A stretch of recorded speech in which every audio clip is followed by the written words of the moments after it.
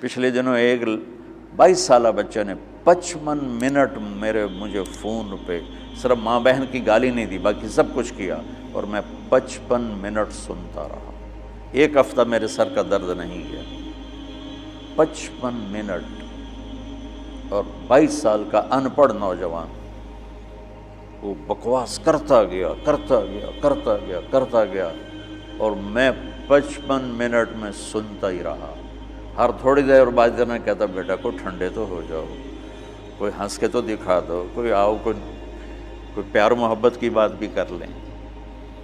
آخر میں جا کر کہنے لگا ایک بات ہے کہ آپ کا صبر بہت بڑا ہے، آپ نے مجھے بہت برداشت کیا۔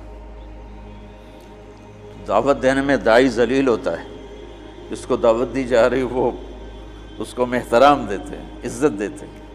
شرابی آ رہا ہے ہم عزت دے رہے ہیں، جواری آ رہا ہے، زانی آ رہا ہے، سود خور آ رہا ہے، تشریف لائیے بیٹھ جائیے۔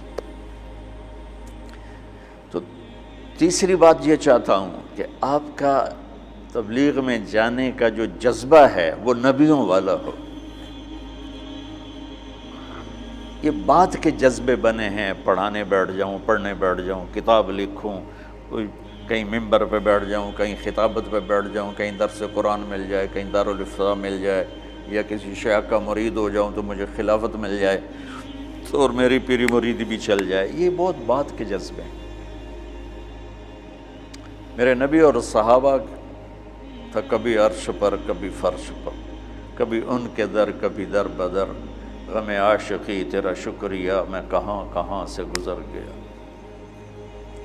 کہیں راستوں میں تنہا، کہیں ہوں ورود صحرا، میں جنوں کا ہم سفر ہوں، میرا کوئی گھر نہیں ہے۔ یہ جذبہ پیدا کرنا چاہتا ہوں، چونکہ جو کام آدمی کرنا چھوڑ دیتا ہے وہ پھر ذہنوں سے نکل جاتا ہے، پھر ایسا نکلتا ہے کہ وہ بھولنا بھی۔ اب میں بے شمار حدیثیں بھول چکا ہوں، اللہ کا فضل ہے پاکستان میں سب سے پہلے حدیث کی نص کو بیان میں اللہ نے میرے ذریعے سے پیش کروایا، ورنہ کوئی عالم حدیث حضور نے فرمایا کہ جو 5 وقت نماز پڑھے گا اس کے گناہ معاف ہو جائیں گے، اس طرح تو بیان ہوتی تھی، لیکن اس کو اس کی نص کے ساتھ من قام رمضان ایمانا و احتسابا غفر له ما تقدم من ذنبه۔ اور یہ میں نے نا، یہ ہے بات 82 میرا بیان تھا لاہور مرکز میں فجر کے بعد، تو اس کے بعد میں بیٹھا ہوا تھا تو دو بالکل نہیں وہاں نہیں، ادھر متراں والی میں اجتماع تھا، تو میرا بیان ہوا عصر کے بعد، مغرب کے بعد مولانا نظر الرحمان صاحب، تو میں مسجد میں بیٹھا تھا تو دو بالکل ان پڑھ بوڑھے آپس میں تبصرہ کر رہے ہیں، پنجابی تھے، یار وہ مولوی بچہ جو ہے یہ تو حدیثاں ہی پڑھی گیا، وہ اتنا اثر لے رہے تھے اس کی، قرآن ہی پڑھی گیا، حدیثاں ہی پڑھی گیا۔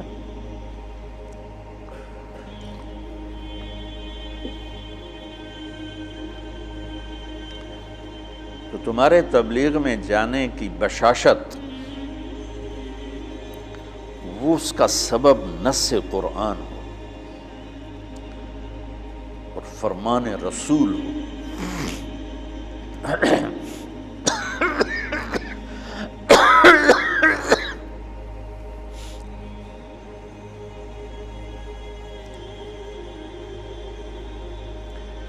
تو اس لیے میں نے یہ مدارس بنائے کہ اللہ میرے ذریعے سے ایک ایسی نسل تیار کر دے میرے دنیا سے جانے سے پہلے جن کو علم میں رسوخ ہو، علم ذوق، علم و باج کرے فقیری، کافر مرے دیوانہ ہو، سہ وریاں کرے عبادت کلو اللہ تو رہے بیگانہ ہو۔ یہ سلطان باہو رحمۃ اللہ علیہ کا فرمان ہے کہ علم کے بغیر جو فقیری کرتے ہیں تو دیوانہ ہی ہوتے ہیں، پاگل ہوتے ہیں، شریعت کا ہی نہیں پتہ تو فقیری کیا کرنا۔ ہمارا ایک دوست تھا، جب ہم لاہور پڑھتے تھے تو ایک گدی نشین کے فیملی سے تھا، تو جب اس کے پاس پیسے ختم ہوتے وہ ایک مریدوں میں چکر لگا کے پیسے اکٹھے کر کے آ جاتا تھا۔ اب ہم تو باپ کے پیسوں کا انتظار کرتے تھے، وہ مریدوں سے لے کے آ جاتا تھا۔ تو کہنے لگا ایک جگہ میں گیا تو کہا ہمارے جو ہوتے تھے نا چیلے، وہ بڑے ٹرینڈ ہوتے تھے، یعنی ہمارا تصور بٹھانے کے لیے۔ تو کہا میں ایک جگہ گیا تو ایک مرید اپنے بچے کے ساتھ ہے، تو وہ بچہ کہتا ابا یہ پیر دی تا داڑھی کوئی نہیں۔ تو میرا جو چیلا بیٹھا تھا کہا ہوئے چکا، پیران دی اندر داڑھی اندر۔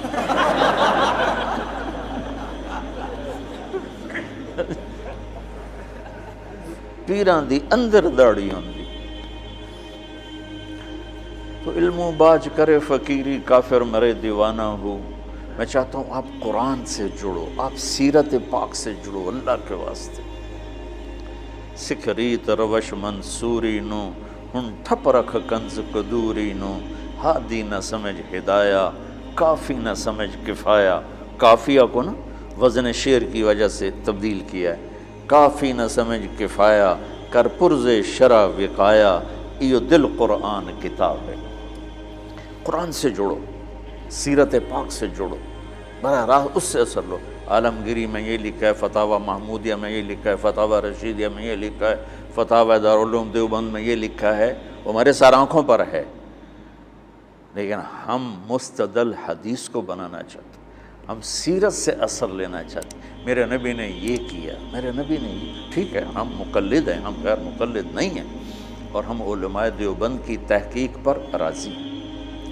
ہاں چھوٹا موٹا اختلاف تو ہر پڑھنے والا کرتا ہی ہے، تو اس کا مطلب یہ نہیں ہوتا کہ وہ اس سے نکل گیا ہے، جزوی اختلاف ہر جگہ ہوتا ہے۔ تو تم سیرت سے جڑو، تم قرآن سے جڑو، تمہارے اخلاق عالی شان، تمہیں اللہ کا پیغام پہنچانے کا تمہارے اندر جذبہ ہو۔ یہ تین چیزوں پر میں نے ان مدارس کی بنیاد رکھی۔ اس میں کامیاب ہو سکوں گا یا نہیں ہو سکوں گا یہ تو میرا اللہ ہی جانتا ہے، لیکن میری کوشش اسی پر ہے کہ میں، چونکہ ہماری نسل جو آج مدارس سے تیار ہو رہی ہے وہ انتہائی منفی ذہن کی تیار ہو رہی ہے، اور ایک بچہ معصوم ذہن کے ساتھ آتا ہے اور 11 سال 15 سال کے بعد جس بھی مکتب فکر سے وہ نکلتا ہے وہ باقی سب کی نفرت لے کے نکلتا، اس کے دل میں کسی کے لیے محبت اور ہمدردی نہیں ہوتی۔ اور یہ کتنی نادانی کی بات کہ اگر میں اپنے آپ کو اہل حق میں سے سمجھتا ہوں تو میرے ذمہ ہے کہ میں ان کی ہمدردی اور محبت میرے اندر اتری ہوئی جن کو میں اس راستے سے ہٹانا چاہتا ہوں،